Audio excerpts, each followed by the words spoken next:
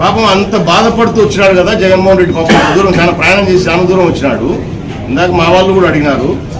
చక్రపాణి రెడ్డి ఏదైతే నంద్యాలలో ఆయన పెద్ద ఒక 100 ఎకరాల రియల్ ఎస్టేట్ వ్యాపారం చేస్తున్నాడు, అవునా, ఫ్లాట్లు వేస్తున్నాడు.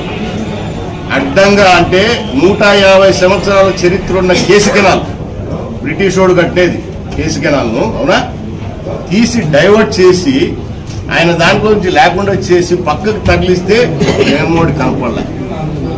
నేషనల్ హైవేస్ NHAS రోడ్లు పోతా ఉంటే అది ఎక్కడో అలైన్మెంట్ చేస్తే స్ట్రైట్ లైన్స్ చేస్తారు, అవన్నీ కూడా తీసేసి ఆయన పక్కన ప్లాట్ల పక్కన వేసుకుంటే జగన్మోహన్ రెడ్డి కనపడలే. ఇదే వ్యాపారంలో ఒక దళిత అమ్మాయి వాళ్ళు ఎక్కడ రాజమండ్రి సైడ్ వాళ్ళు అక్కడ వచ్చి ఉన్నారు.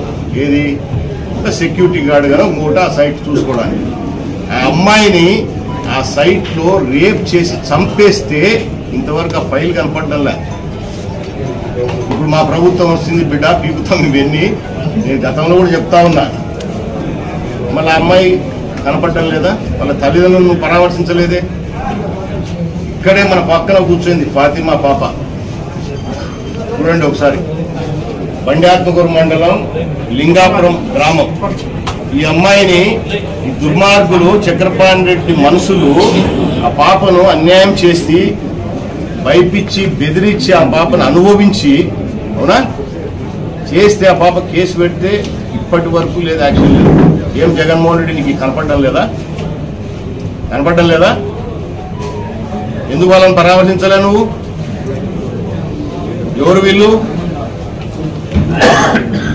ఎవరు వీళ్ళు?